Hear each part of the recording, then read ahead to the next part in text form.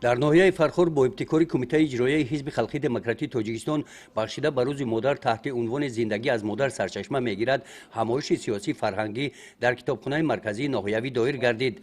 در قسمت رسمی چهاربینی زنهای فعال ناحیه فرخور تشکیلات‌های حزبی با عنوان که در پیشرفت حیات سیاسی و اجتماعی ناحیه سهم ارزنده دارند اشتراک نمودند.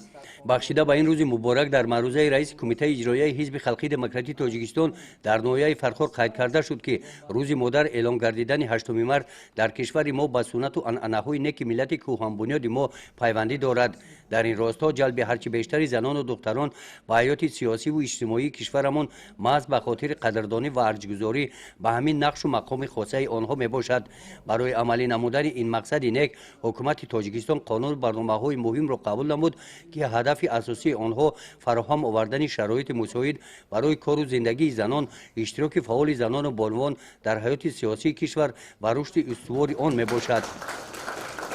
در برآمد دیگر اشتراکیان قید کرده شد که امروزها صدها نفر زنان و بانوان ما ناموس وطنداری را به دوش خود گرفته برابر مردم پهلو به پهلو ایستاده با سهمگذاری در رشد و آبادی ناحیه، در تعلیم و تربیت نسل جوان، حفظ سلامتی جامعه، حتی تامین امنیت شهروندان فعالیت نموده ایستادند.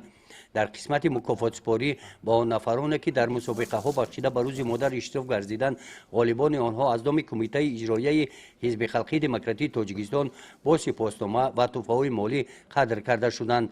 همچنین از نام حزب رمز احترام به همه اشتراکیان چهاربینی تحفه‌های ادانه مالی تقدیم گردید. در قسمت فرهنگی چهاربینی کارمندان بخش فرهنگ ناحیه با برنامه ادانه کنسرتی تبع اشتراکیان را باز هم بالیده گردانیدند. بخشیده به روز مادر همین گونه همایش فرهنگی با ابتکار کمیته اجرایی حزب خلقی دموکراتی تاجیکستان با اشتراک زنان و بانوان فعال در ناحیه واسع هم دایر کرده شد. در برآمد اشتراکیان چهاربینی عاید سهم زنان و بانوان ناحیه در رشد ساحه‌های معارف، تندرستی، فرهنگ، بانکداری، علاقه و سهم ارزشمند مادران در تعلیم و تربیت و به کمالرسی فرزندان قید کرده شد.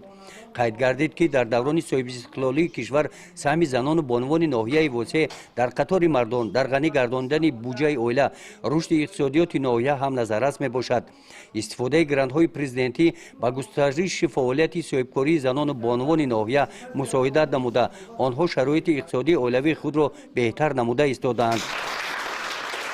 در همه برآمدها اشتراکیان این چهاربینی از دستگیری‌های پیشوای ملت پرزیدنت جمهوری تاجیکستان محترم امامعلی رحمان برای تاکیدهای سرور دولت که در برآمدهایشان تاکید می‌نمایند که ما همچنین به نقش زن مادر که موجود مقدس میباشد همیشه ارج میگذاریم، چون که نسل انسان را با وجود می آورد، تربیت می کند و به کمال می رساند، مینتداری خود را زنان و بانوان بیان داشتند.